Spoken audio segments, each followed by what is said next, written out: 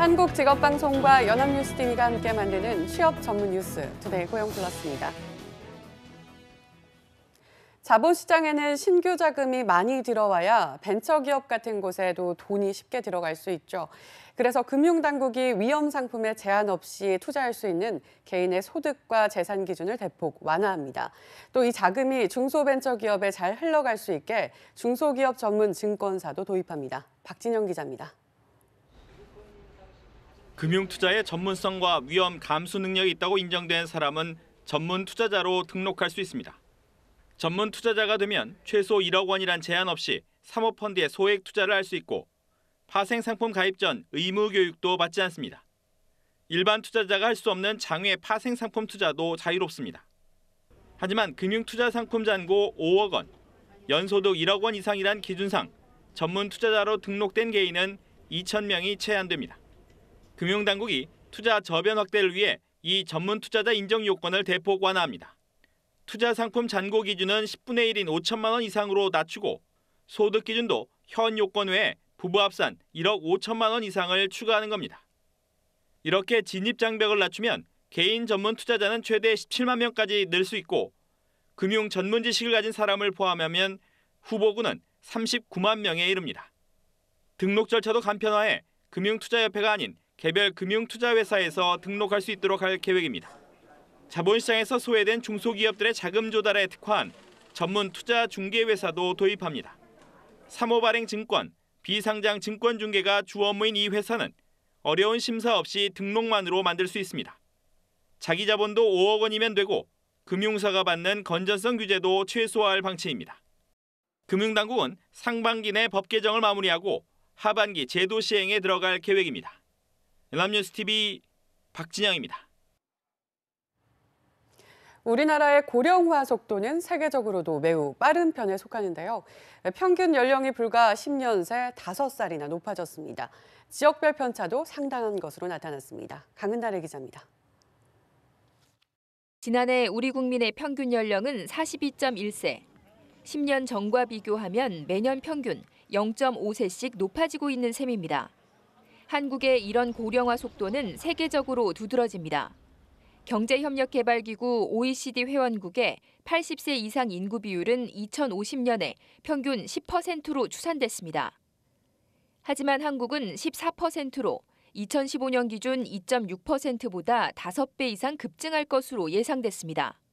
최근 20년 동안 출생아 숫자가 확 줄은 거예요. 1년에 100만 명씩 낳던 아이들이 지금 40만을 안 낳잖아요. 속도도 속도지만 지역별 격차도 눈에 띄는 부분입니다. 행정안전부의 주민등록 인구 통계를 보면 전남의 65세 이상 노인 비율은 21.5%로 이미 고령화 사회에 진입한 반면 경북과 전북, 강원 등은 고령사회, 서울과 울산, 세종 등은 고령화 사회 단계에 있는 것으로 나타났습니다. 지역 산업구조에 따른 청년층 유출이 주 원인으로 꼽힙니다. 서비스 산업의 경우에는 인구의 집중도가 훨씬 더 높아져가요. 3차 산업일 때는 절대적으로 인구가 많은 쪽이 유리하거든요. 인구의 편제만 심한 게 아니라 인구 구성의 편제도 매우 심하거든요. 고용노동부는 15세부터 64세인 생산 가능 인구가 내년에 전국적으로 24만 명 급감할 것으로 전망했습니다. 연합뉴스TV 강은나래입니다. 국내에서 취업한 외국인이 6년 사이에 30% 가까이 증가한 것으로 조사됐습니다. 통계청과 법무부가 작성한 이민자 체류 실태 및 고용조사 결과를 분석해보면 지난해 국내에서 취업한 외국인은 88만 4천 명으로 2012년보다 18만 6천 명, 26.7% 늘었습니다. 이들의 임금 수준도 상승했습니다. 2012년 외국인 근로자의 69.6%가 월 100만 원 이상, 200만 원 미만을 받았지만 지난해에는 49.5%가 200만 원 이상, 300만 원 미만, 12.7%가 300만 원 이상을 받아 과반이 월급 200만 원 이상이었습니다. 작년에 지급한 실업급여액이 6조 7천억 원을 육박하며 사상 최대를 기록했습니다. 고용행정 통계에 따르면 지난해 지급된 실업급여액은 전년보다 약 1조 4,459억 원 늘어난 6조 6,884억 원으로 잠정 집계돼 2008년 통계 공개 이래 가장 많았습니다. 산업별로 보면 건설업에서 약 7,073억 원으로 전년보다 60% 가까이 늘었고 연령별로는 실업급여를 받는 50대와 60대가 각각 12%와 20% 넘게 증가했습니다. 대학 강사들의 처우 개선을 위한 강사법이 오는 8월부터 시행됩니다. 대학이 비용 절감 차원에서 강사 수 줄이기에 나서자 강사들은 강력 반발하고 있습니다. 교육의 질 확보를 위해서라도 해법이 필요하다는 지적입니다. 신세롱 기자의 보도입니다. 강사해고 중단하라! 오는 8월 강사법 시행을 앞둔 대학의 강사 구조 조정이 잇따르고 있습니다. 성공회대는 지난해 128명이었던 강사를 올해 102명으로 20% 감축했고 연세대는 선택교양 과목을 줄이는 동시에 대형 강의를 늘릴 계획입니다. 이화여대 역시 전임교원의 강의를 연구실적으로 인정하는 방식으로 강사를 줄이는 변화가 감지되고 있습니다. 대학은 그 제대로 된 강사법을 시행하지 않으려고 온갖 꼼수를 남발하고 있고 강사들을 대량 해고하고 있습니다. 내부를 두다가는 강사법은 그냥 최소한의 인권과 교육 환경 유지마저도 어렵겠다라는 절박한 심정으로 한국 비정규직 교수노동조합은 천막농성을 벌이며 교육부의 적극적인 대처를 주문하고 있습니다. 강사법 부작용은 단순히 시간 강사 해고 문제가 아닌 고등교육의 질 저하로 연결된다는 인식 때문입니다. 단순히 강사들의 실직을 막자는 것이 아니라 우리가 대학이 대학으로서 남을 수 있는 최소한의 토대는 지켜야 되겠다. 이렇게 생각을 합니다. 대학들은 10여 년째 등록금이 동결된 상황에서 강사법 시행으로 인한 비용 부담을 호소하고 있습니다. 법에 명시된 방학 중 임금과 4대 보험 등으로 교육부가 추산한 대학의 추가 부담은 577억 원. 대학 총장 협의체인 한국대학교육협의회의 2,205억 원과 큰 차이를 보이고 있습니다. 연합뉴스TV 신세롬입니다. 고용노동부가 대형 사고 위험이 높은 겨울철 건설 현장을 집중 감독해보니 대부분의 현장에서 산업안전보건법 위반 사실이 드러났습니다. 고용부는 안전조치를 소홀히 한 346곳의 안전관리 책임자 법인을 형사 입건했습니다. 조성희 기자입니다. 겨울철 건설 현장은 난방기구 사용으로 인한 화재와 폭발, 질식 등 대형 사고 발생 위험이 높습니다. 고용노동부가 지난해 말 대형 사고 위험이 높은 전국의 건설 현장 753곳을 집중 감독한 결과 전체의 91.6%인 690곳에서 산업안전보건법 위반 사실을 적발했습니다. 이 가운데 346곳의 건설 현장에서 안전조치 소홀로 추락 등 사고 위험을 방치한 안전관리 책임자와 법인을 형사 입건했습니다. 또 작업 발판을 설치하지 않고 높은 곳에서 작업하는 등 급박한 사고 위험이 있다고 판단된 건설 현장 77곳에는 작업 중지 명령을 내렸습니다.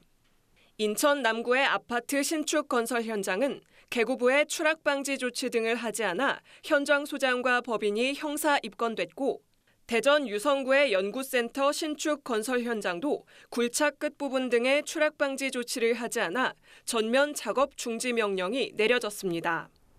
노동자 안전교육 등을 하지 않은 607곳에는 총 15억 2천만 원의 과태료가 부과됐습니다. 특히 고용부는 지난해 건설 현장 사망 사고의 절반 이상을 차지한 추락 사고를 예방하기 위해 불량 비계와 2단 동바리 단속을 대폭 강화할 방침입니다. 고용부는 안전점검과 개선 요구에도 시정 조치에 나서지 않는 현장에는 기획 감독을 하고 형사 입건과 작업 중지 등 강력 대응할 예정입니다. 연합뉴스TV 조성입니다. 더불어민주당 이용득 의원과 전현희 의원이 공동 주최하고 한국산업인력공단이 주관한 재직자 직업능력개발훈련 발전을 위한 국회 포럼이 18일 국회의원회관에서 열렸습니다. 이번 포럼에서는 재직자 직업능력개발훈련의 현 주소를 짚어보고 고품질 훈련을 위한 발전 방향을 모색하기 위해 국회와 학계, 훈련기관 등 전문가가 모여 심층 토론을 진행했습니다. 토론에 참석한 정진철 서울대학교 교수는 재직자 훈련의 체계적인 관리를 위해서는 훈련 수요 예측 시스템을 구축하고 훈련 과정의 질을 관리해야 한다고 말했습니다. 김주섭 한국노동연구원 선임연구위원은 노동 수요 패러다임 등이 급변하고 있다며 평생 직업 능력 개발 체제 개선이 시급하다고 강조했습니다. 김동만 한국산업인력공단 이사장은 4차 산업혁명에 따라 평생 직업 능력 개발의 중요성이 커지고 있다며 더 나은 직업 능력 개발 훈련 서비스를 제공할 수 있도록 적극적으로 개선해 나가겠다고 말했습니다. 그럼 여기서 토론을 주최한 이용득 의원의 말을 직접 들어보겠습니다. 이런 말씀은 이제 정부의 주인공이고 정부의 주요한 역할 했던 거 인정은 한데 그 방법으로는 안 된다. 이제는 거대 공룡 정부에서 작은 정부로 가야 됩니다. 가장 산업 변화를 피부로 느끼는 노사 민간 쪽으로 정부가 자꾸 이렇게 장을 마련해주고 그들에게 역할을 주고 이런 거가 필요하지 않느냐. 지난해 우리나라 휴대전화의 수출이 16년 만에 최저 수준을 기록한 가운데 자동차 수출도 지지부진한 상황이 이어졌습니다. 두 품목은 한때 우리의 수출 효자 제품으로 꼽혔는데 문제는 앞으로의 전망도 녹록지 않다는 점입니다. 곽준영 기자입니다. 작년 우리나라의 휴대전화 수출액은 146억 1천만 달러, 전년보다 20% 이상 줄었습니다. 2002년 113억 6천만 달러 이후 16년 만의 최저 수준이자 2016년 이후 3년 연속 감소세입니다. 국가별로 보면 중국에서 현재 업체와의 경쟁 심화로 37%나 줄었고 프리미엄 폰 시장인 미국에서도 10%가량 감소했습니다. 휴대전화 수출은 2008년 반도체까지 추월할 정도로 호황이었지만 재작년 200억 달러에 이어 작년엔 150억 달러 선도 무너졌습니다. 휴대전화와 함께 수출 효자 품목으로 여겨지던 자동차도 맥을 못 추긴 마찬가지. 지난해 한국산 자동차 수출은 전년보다 3.2% 줄어든 244만여 대로 집계됐습니다. 3년 연속 감소 추세입니다. 최대 시장인 미국에서 정체기에 접어들었고 중동과 남미 지역에선 경제 불안 등이 수출의 발목을 잡았습니다. 안방시장 판매량이 1.1% 늘었다고는 하지만 같은 기간 수입차 판매량이 12% 증가한 것과 비교하면 초라한 성적입니다.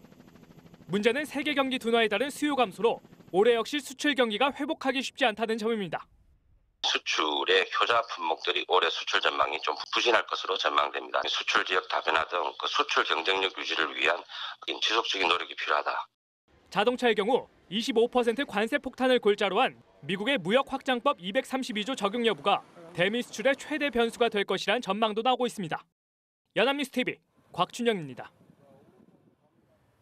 수은주가 영하로 뚝 떨어진 한겨울이지만 가전업계에서는 에어컨 대전이 펼쳐졌습니다.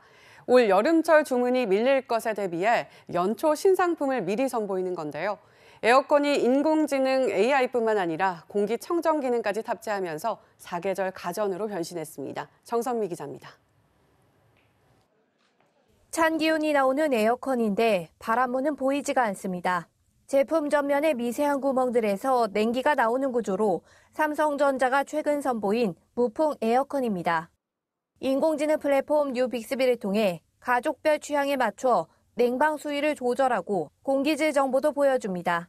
공간 속에 자연스럽게 녹아드는 디자인과 한 차원 더 진화된 무풍 냉방 기능, 그리고 차별화된 공기청정 기능을 통해서 소비자들에게 더 많은 사랑을 받을 거라고 생각합니다. LG전자는 사용자에게 알아서 말을 거는 교감형 인공지능 에어컨을 선보였습니다. 실내 외 공기질, 필터 교체 시기 등을 확인해서 실외 종합 청정도가 좋은 상태입니다. 환기하셔도 좋습니다. 또는 공기청정 성능을 위해 필터를 교체해 주세요와 같은 유용한 정보를 알아서 음성으로 알려준다. 초미세먼지를 실시간 감지에 걸러줄 뿐 아니라 에너지 효율을 높여 전기료 부담도 낮췄습니다. 여름철 필수 가전이었던 에어컨. 이제는 공기청정 기능을 갖춘 똑똑한 사계절 제품으로 거듭나고 있습니다. 연합뉴스 TV 정선미입니다.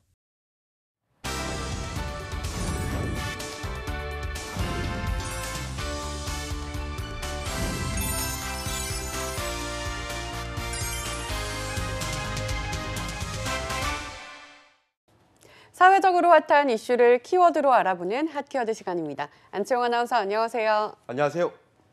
핫키워드 시간입니다. 지난해 취업자 수가 큰 폭으로 떨어졌다고 합니다. 글로벌 금융위기 직격탄을 맞았던 2009년 이후 최저 수준이라고 하는데요. 좀처럼 나아질 기미가 보이지 않는 고용 한파, 핫키워드에서 알아봅니다.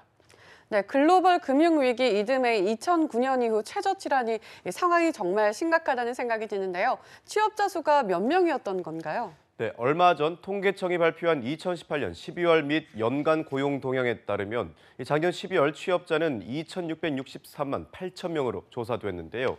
이는 1년 전과 비교하면 9만 7천 명이 늘어난 수치입니다. 재작년엔 취업자 수가 전년 대비 31만 6천 명 증가했는데 1년 사이 증가폭이 불과 3분의 1 수준으로 줄어든 셈입니다. 글로벌 금융위기 여파로 취업 한파가 찾아왔던 2009년에 이 취업자 수 증가폭이 8만 7천 명으로 감소한 이후 최저치를 기록한 거죠. 네, 안타깝습니다. 특히 지난해에는 정부가 일자리 창출에 박차를 가하겠다고 밝혔던 해인데 노력에 비해 성과가 미미하다는 생각이 들어요. 네, 그렇습니다. 물론 지난해 초엔 취업률이 순항될 것이라는 관측이 많았습니다. 1월 취업자 증가폭이 33만 4천 명에 달했기 때문인데요. 하지만 이것도 잠시였습니다. 2월엔 10만 명대로 급격히 떨어지더니 5월엔 7만 명대로 하락했습니다. 6월에 반짝 10만 명대로 돌아섰지만 7월과 8월엔 5천 명, 3천 명이라는 고용 참사가 발생했죠. 이후 9월부터 조금씩 반등하는 추세를 보이며 11월엔 16만 5천 명까지로 끌어올렸지만 12월엔 다시 3만 4천 명으로 떨어지며 유종의 미를 거두지 못한 채 고용 한파에 시달려야 했습니다. 네, 그런데 이렇게 취업자 수 증가폭이 둔화된 이유는 무엇인가요? 네, 통계청에서 분석한 원인은 다양합니다. 우선 생산 가능 인구가 감소했고 전체 인구의 증가폭이 축소됐다는 건데요. 뿐만 아니라 제조업 부진과 자영업 부진에 따른 서비스업 분야의 구조 조정이 겹쳤기 때문이라는 분석이 나오고 있습니다. 특히 질 좋은 일자리가 많은 제조업 취업자도 5만 6천 명이 감소해 2.8%포인트 줄어든 결과를 보였는데요. 제조업 취업자 수가 이처럼 부진한 건 지난해 한국GM과 성동조선 등 자동차 조선업에서 잇따라 구조 조정이 일어난 여파 때문입니다. 이 때문에 2016년 2만 1,000명과 2017년 1만 8천 명 감소한 폭보다 더 후퇴한 수치를 보였습니다. 네, 한때 우리나라의 경제를 이끌던 제조업의 상황이 악화되면서 취업자 수에도 큰 영향을 미친 거군요. 더욱이 자영업 쪽도 부진을 면치 못하면서 취업 시장에 연달아 타격을 줬던 것 같습니다. 네, 그렇습니다. 이 자영업자의 비중이 높은 도소매업과 사업시설 관리, 사업지원 및 임대 서비스업은 취업자가 각각 6만 3천 명과 8만 9천 명으로 1.7%포인트와 6.5%포인트 감소한 것으로 조사됐는데요. 이 고용원 없는 자영업자 역시 8만 7천 명으로 2.1%포인트 감소한 수치를 보였습니다. 반면 정부 예산을 투입한 공공일자리로 분류되는 보건업, 사회복지 서비스업의 취업자 수는 15만 4천 명으로 8.1%포인트가 증가했고 정보통신 역시 9만 4천 명으로 12%포인트가 농림, 어업의 취업자 수는 9만 4천 명으로 8.8%포인트 증가한 수치를 보였습니다. 네, 그럼 연령별로 봤을 때는 어느 쪽의 취업 사정이 더 나은 편이었나요? 네, 먼저 이 전체적으로 봤을 땐 15세에서 64세 고용률 역시 66.5%로 0.1%포인트 떨어진 수치를 보였는데요. 다행히 15세에서 29세의 청년층의 고용률은 42.7%로 1%포인트 올랐지만 안타깝게도 대한민국의 경제 허리를 할 수 있는 30, 40대 취업자 수는 줄어든 수치를 보였습니다.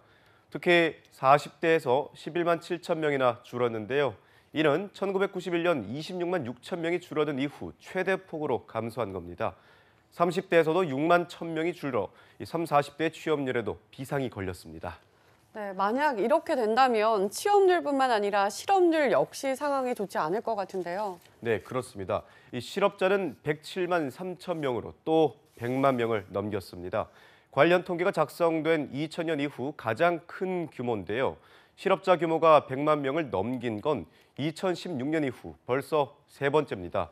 실업률은 3.8%로 1년 전보다 0.1%포인트 상승했는데요. 이 역시 4%였던 2001년 이후 17년 만에 가장 높은 수치를 기록한 셈입니다.